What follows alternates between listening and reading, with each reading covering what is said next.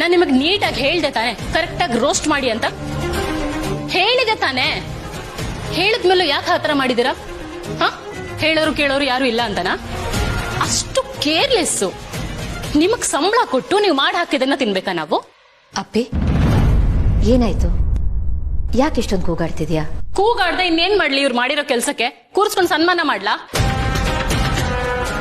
Roast ಮಾಡು ಅಂತ ಅಷ್ಟು ಹೇಳಿದೀನಿ, ಅರ್ಧಂಬರ್ಧ ಬೇಯಿಸಿಟ್ಬಿಟ್ಟಿದ್ದಾಳೆ. ಅಪ್ಪಿ ಅವ್ರು ತುಂಬಾ ದಿನದಿಂದ ಈ ಮನೇಲಿ ಕೆಲಸ ಮಾಡ್ತಿದ್ದಾರೆ. ಅಪ್ಪಿಗೆ ತಪ್ಪು ಯಾರಿಂದ ಆಗಲ್ಲ? ಎಲ್ರು ಎಲ್ಲಾ ಕೆಲಸದಲ್ಲಿ ತಪ್ಪು ಮಾಡ್ತಾರೆ. ಮೋರ್ ಓವರ್ ಯಾರು ಬೇಕು ಅಂತ ತಪ್ಪು ಮಾಡಲ್ವಲ್ಲ, ಒಂದೊಂದ್ಸರಿ ಹಾಗಾಗೋಗುತ್ತೆ. ಅಪ್ಪಿ ನಾವು ಅವ್ರಿಗೆ ಸಂಬಳ ಕೊಡ್ತೀವಿ, ಬಟ್ ಜೊತೆಲಿ ಮರ್ಯಾದೆನೂ ಕೊಡ್ಬೇಕಲ್ವಾ? ಅಕ್ಕ ಪ್ಲೀಸ್, ಕೇಳ್ತಾ ಇದ್ದೀನಿ ಅಂತ ಉದ್ದುದ್ದ ಭಾಷಣ ಬಿಗಿಯೋದಕ್ ಬರ್ಬೇಡ. ಅದೆಲ್ಲ ಕೇಳೋದಕ್ ನನ್ನಿಂದ ಆಗಲ್ಲ. ಒಳ್ಳೆ ಹಳೆ ಅಜ್ಜಿರು ಪುರಾಣ ಹೇಳ್ದಂಗಿರತ್ತೆ ನೀನ್ ಮಾತಾಡಕ್ ಶುರು ಮಾಡಿದ್ರೆ. ನೋಡು, ನೀನ್ ನನಗ್ ಬುದ್ಧಿ ಹೇಳೋದಕ್ ಬರ್ಬೇಡ.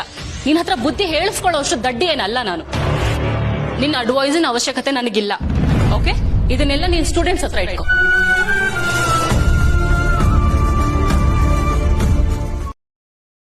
Download ShareChat.